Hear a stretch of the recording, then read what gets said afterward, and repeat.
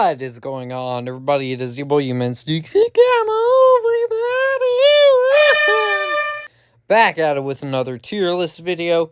And today we're going to be actually doing a tier list ranking of all the WWE LFG competitors of Season 1, at least. And we will be ranking them from the worst to the best.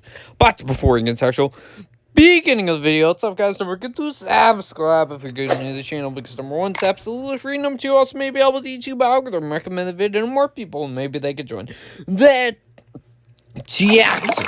And do feel free to comment your list down below. But with that being said, guys, let's go into before we go right into here are the tiers. So we have best of the best, which means they are easily the best out of all the competitors in this series, and they showed out the most.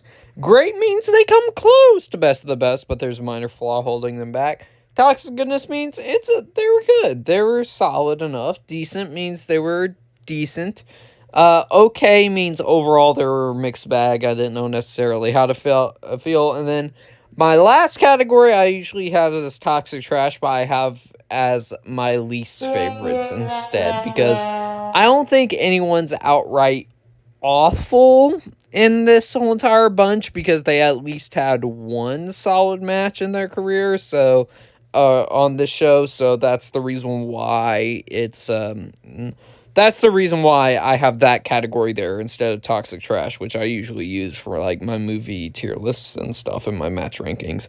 Anyways, all right, so let's get this thing started off with Anthony Luke. Wait, I'm pretty sure, right? Yes. Anthony Luke, which he was the first out of all the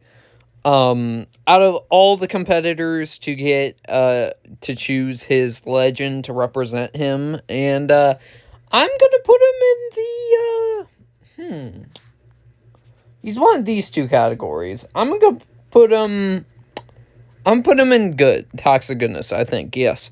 He definitely had a very standout personality about him. I think out of everyone, he had one of the best entrance theme songs. His finisher was quite decent. I do think he was overshadowed a little bit by Jasper Troy, which we'll eventually talk about, are the winner of the Tough Enough, but he not Tough Enough, sorry, WWE LFG, I should say. But he, I thought for a second he was one of the few that was probably going to get in the finals, but I was a little wrong. So, because him and Jasper had a really, really good match. It was like pretty much neck and neck, but by just default, Jasper ended up winning. So he did show out, and I think there's some potential there. And yeah. All right, next up we got Bailey Humphrey. And Bailey, I think, honestly, she goes into the great tier. She has a very unique look about her for, like, compared to other women's wrestlers, so I thought that definitely stood out about her. Her finisher is absolutely crazy. Well, yes, that is a finisher, where she like scoops the person up and then does this whole entire spin thing into a power slam. That finisher was dope. And then also I don't think she had a single bad match with all the matches she's had actually in this show. So I think she showed out in pretty much every single match, and she actually is, though I'm pretty sure I remember someone in the show had very limited experience, and I think she's the one that had the most limited experience out of all the women here. So, and she definitely showed out. And if you have The Undertaker telling you that you're the future of women's wrestling, that puts you this high. So, definitely in the great tier for Bailey. Oh boy, probably the hot topic among these. Next up we have Sexy BJ Ray. This is tough, because if we were talking about how he acted throughout the whole entire show, he would easily be in my least favorites. But I think for the show, he added some very fun drama for the show. And so for that reason, I'm going to put him in the decent category. I can't outright go my least favorites, because he did add some very interesting moments for sure for the show where it definitely made it seem like it was scripted or something, but nope, it was all real. So where I think I think first things first, the best thing about him is his promo ability. He does really, really good on the mic, especially that one episode where CM Punk gives everyone the microphone. I think he did really good in that. What other matches did he in a ring, I don't think he was the best, and that, to be fair, that's a little unfair because he didn't really. I think the best match he had was against Drake Morrow. I think that was his best match, but he didn't really get to have that many matches, unfortunately, because he got injured right off the bat. But yeah, I can't put him higher than this because he had some definitely some issues on the show. For example, him going into business for himself, causing that whole entire drama with him, Cutler James, and Mickey James's group. I forgot the Chris and what's the other guy's name? I'm trying to remember. Why am I blanking out, bro? Okay, I don't know why I forgot the other guy's name, but let me pull up a list real quick. Sorry, I mumbled too long. Sorry, I forgot what the dude's name was, but yes, he did add for some interesting stories. Even though, out of everyone on the show, he's probably the one that caused the most problems. So, for that reason, he goes here. So yeah, but he eventually learned that he needed to keep his mouth shut. So that ended up helping him go as far as he did. Next up, we got Chris. Chris Island. Chris Island goes good. I think he's good too. The only I think the only reason what stops him from getting higher is he kind of like not as much as BJ, but he kind of had an attitude problem, especially like later on in the show, which and to be fair, I don't think it's as drastic as BJ, where some of the moments I understood, like for example, when Bubba was talking down on, I think it was Tatiana, I'm pretty sure that was the one he was, bad talking. I would have probably done that too in that situation if they were my friends too, so I totally get that part. I think I think it was him laughing or something. That one I didn't really get that. I didn't think that was that bad, but yeah, he's good. And there was a moment in the show where he injured Shiloh. That was pretty well, not injured, but it seemed knocked out Shiloh by accident. So that was, but he definitely did come around near the end. So I'll put him there.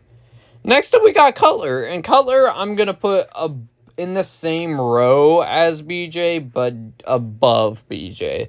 Because Cutler, which out of the two for that one episode where the loser would get eliminated or whatever between those two, I think even though BJ still definitely had the better character, and I understand why Bubba picked him, I still think if we were talking about how who has lesser attitude problems, I would have picked Cutler, to be honest with you. Which I'm glad after that they actually hired Cutler, and now he's part of Dark State on NXT, so that's good. But yes, I'm gonna put him in decent. I think from in-ring perspective, he does pretty decent. Next up, we got Danny Palmer, and Danny Palmer is gonna go up in the this is really tough. I'll put her in the great tier. I think she deserves to be right besides Bailey Humphrey. Them two had some really, really good matches. I think that was the best matches of their show. So I think they both did really, really good. So I'll put her there. I do think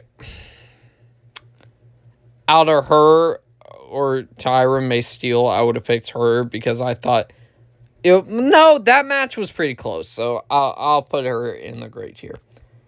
Next up, we got Evander Holyfield. So, Elijah Holyfield. I cannot speak. That's his. Evander's his dad. I'm pretty sure. He was good too. He did pretty good. There was that one tag team match where him and Shiloh took on Anthony Mack and Anthony Luke. Sorry, Anthony Luke and Jasper Troy, which that was a pretty solid tag team match, probably the best tag team match of the whole entire series. So yeah, he's gonna go in Toxic Goodness. I think he was good. Next up, we got Shiloh. Trying to see. Looking at all the... You know what? Yeah, I'm going to put him best of the best because the reason why I put him up there is because he was consistently good throughout the whole entire show where everybody thought he was great. So, yeah, for that reason, he goes there. And hopefully WWE do sign him, which I think they did after the LFG finals. So, kind of ended up working out. So, I'm glad he officially got a job there because I think he certainly did deserve it. Especially, I think if you make it to the finals, you deserve to be on NXT still. Whether if you lose or not, so he definitely deserves to be there.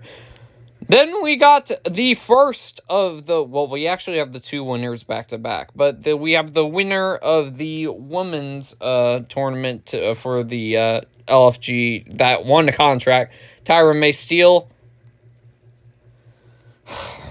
This is tough for me because at first I would have probably put her in the great or the best of the best tier, but for me, as the show kind of went along, she just came off as a little annoying to me at sometimes. But other than that, I will put her at the...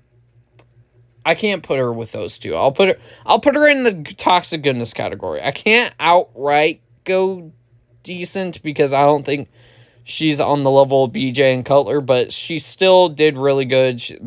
She has great matches with Danny Palmer, and yeah, I think especially by the end she started to bring out that intensity that all the legends wanted from her. So I'll put her in Toxic Goodness. I'll put right now. I'll put her at the top of Toxic Goodness. I think that's fair. Next up, we got Jasper Troy. And Jasper Troy easily, for me, goes best of the best as well. The winner of the men's side of the bracket. He impressed throughout the whole entire series.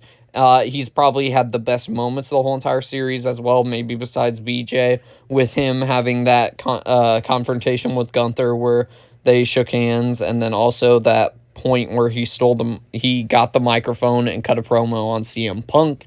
That was a great moment. So he had a lot of standout moments. I'm glad he won, and I'm glad he's officially on NXT. All right. Next up, we got... wait, I gotta check out my iPad. I keep on forgetting some of these people's names, even though I have some of them stuck in my head. Next up, we have Lee Laurel. There we go, Lee Laurel. Lee... I'm gonna put her in... This is tough. I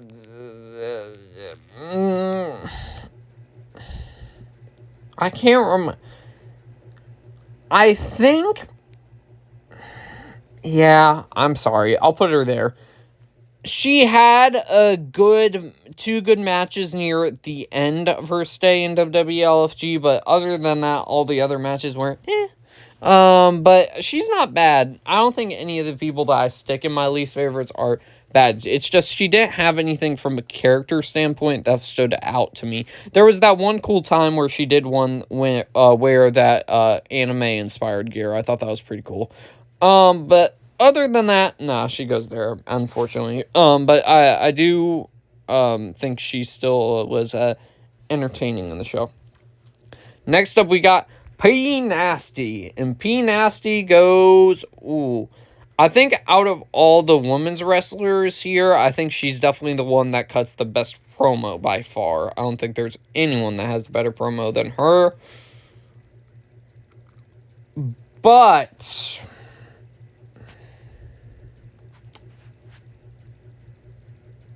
Okay, I'm gonna move Hoyerfield down a little bit, and then I'm gonna put her here as well. She was the best promo out of all the women's division, but still, no, I don't know. That's really tough. I don't know. Yeah, I'm gonna keep her there. All right. And next up we have, Serena Linton, and Serena, I think.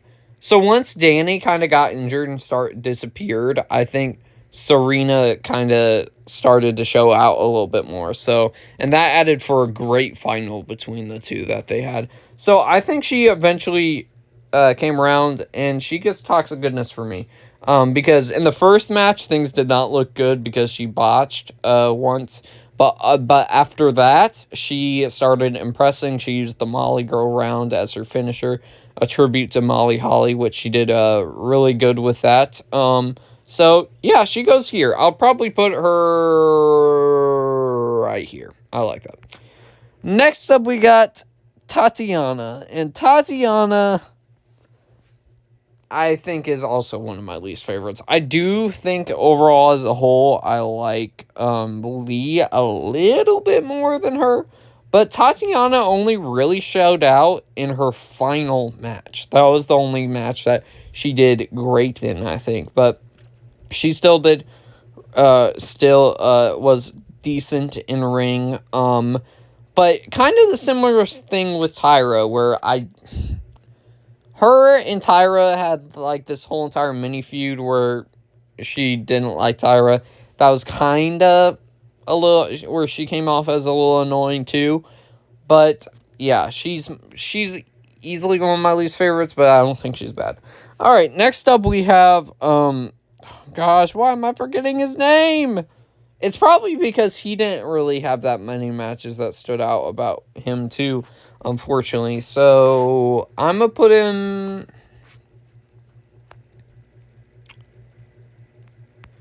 decent. I'm gonna put him decent here. I'll put him right here. Because physically he looked the part. I think all the matches he had with Chris were really good. I think that that was pretty much all the ones he did decent in this one. So I'll put him in the decent category. So, yeah. All right, next up we got Xena Sterling, and Xena, for me, easily goes right up in best of the best, which I was kind of shocked when I watched the finale and Tyra was picked over her because consistently Xena was the one that showed out the most. So that was definitely very surprising for me. But then again, now that I think about it, Shiloh has had all good matches, but Jasper didn't have all good matches. So I guess kind of makes sense a little bit. But Xena showed out the most. She had the most personality out of everyone, probably, with her kind of Tiffany Stratton kind of like character that was kind of Barbie girl. I liked that about her, and I hope they do assign her to an NXT contract because she definitely showed out. Next up, we got Roxanne Perez's boyfriend. Remember that joke of the whole entire show? And they did that joke with Anthony, too, because he's the fiancé to Maxine Dupree. But Drake Moreau. So, at first, he didn't really have that much personality about him. But then, once we had that episode about personality with the Bayou Boy and him starting bringing that out, I thought that definitely helped elevate him quite a bit, where he was a very, very fun character. And kind of similar to what I said before with Cutler, I feel like between him getting eliminated and BJ getting eliminated, I thought that they would have went with Drake, but BJ ended up staying. So that was very, very surprising, but I hope they still keep him around too, because I do like that whole entire Bayou Boy personality. I thought that was fun. So, yeah, I'm going to put him in the great tier. But with that being said, guys, that is just my list of all the WWE LFG contestants ranked from the worst to the best. Be sure to let me know your list down below. With that being said, guys, I'll see y'all next one, everybody.